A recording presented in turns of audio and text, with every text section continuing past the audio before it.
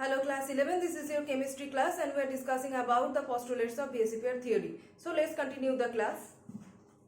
So we have discussed the two rules for basic pair theory, two postulates, and next is rule number 3.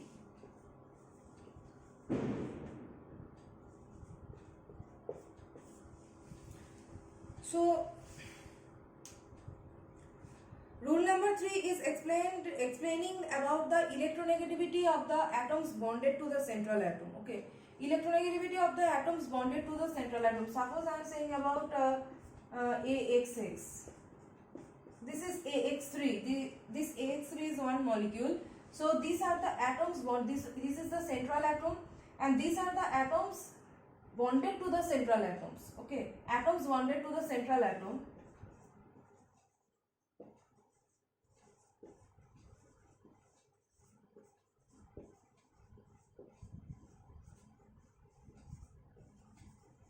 So depending upon the electronegativities of these atoms bonded to the central atom, this bond angle will vary. Okay. So the fact is that we have to compare the electronegativity of this A and of this X. Okay. So if this X is more electronegative than A, then bond angle will be lower than expected. Okay. Then bond angle will be lower. So electronegativity En is electronegativity. So electronegativity of X is greater than A. Then bond angle will be lower. Bond angle will be lower. And the second is opposite thing. If A is more electronegative than X. So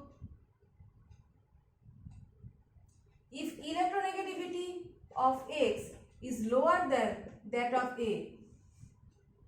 If electronegativity of X is lower than that of A, that means this one is more electronegative. Second condition, then bond angle will be higher. Bond angle will be higher. So you have to remember this condition. There is also explanation also that is why this one is happening actually. So why this one is happening, if you consider the spherical symmetrical shape of an electron cloud.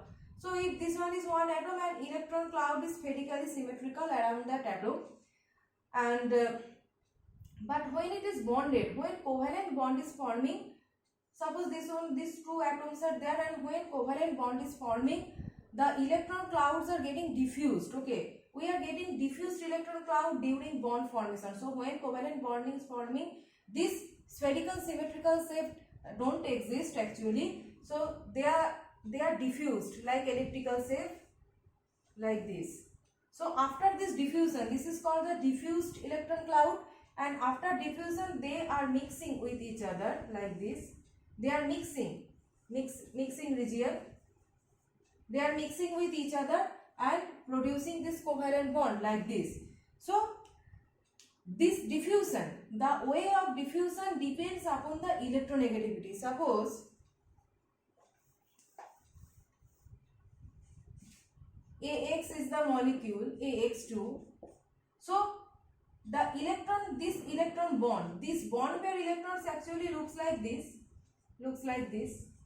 So when X is more electronegative than A, when electronegativity of X is greater than A, then if I consider this AX bond, the bond pair electrons will exist like this.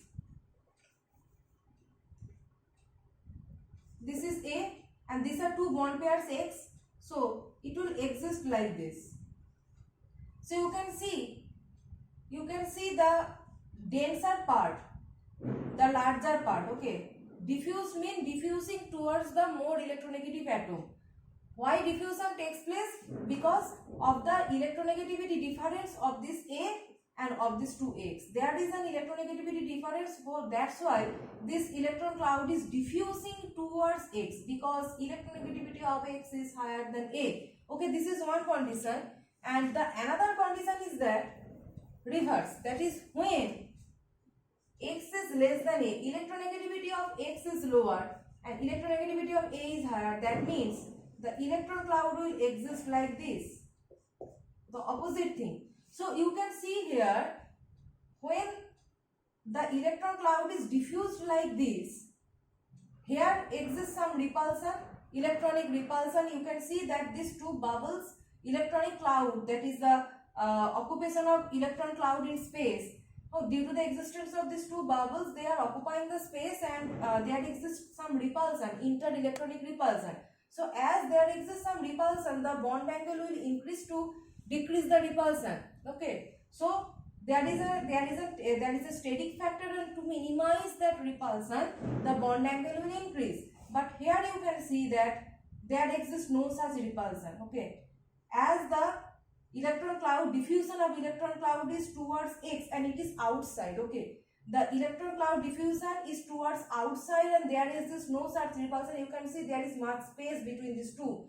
So when it is towards X and outside, there exists no such repulsion. But when it is inside, when diffusion is inside, that is towards the central atom, then obviously due to lack of space, there exists repulsion and bond angle increases. So that is the reason. So if we imply this rule in an example, then we can see about NH3 and NF3. In NH3, and structure is geometry is same in NH3 and NF3. So according to the given value, the bond angle in NH3 is, we already know it is 107 degree, but in NF3 the bond angle is 102 degree. It is 102 degree, right? So you can see that here bond angle is much lower. Now you compare the electronegativities of nitrogen and fluorine. Which one is more electronegative? Fluorine is more electronegative than nitrogen. Now compare, it is related to this rule, that is X greater than A. X greater than A, here fluorine greater than nitrogen. That means what will be the extent of diffusion, way of diffusion? Diffusion will be like this, towards fluorine. So when it is towards fluorine, I have said for the first condition bond angle will be lower and there is this no such repulsion and it will squeeze, it can squeeze. So when there exists no such repulsion, bond angle can squeeze, but when exists for this form, for inward diffuser, there exists repulsion, and due to the repulsion the bond angle will increase. So if you just compare this and this, here in case of ammonia, you can see the nitrogen is more electronegative than hydrogen. So here it will be related to this form. So the electronic cloud diffusion will be towards nitrogen. As nitrogen is more electronegative, always remember diffusion, electronic cloud diffusion will take place towards more electronegative atom. And when it is inward diffusion, then obviously due to lack of space there will exist repulsion. So as you can compare between NH3 and NF3, so in the comparison of NH3 and NF3, the inter-electronic repulsion is higher in NH3, but due to outward diffusion there exists no such repulsion. So here bond angle is much lower, and here in comparison to NF3 the bond angle is higher. Okay, so in this way we can imply the rules of VSEPR theory in predicting the bond angles of different molecules. Two rules are remaining, rule number 4 and 5, and these two rules we will discuss in the next class.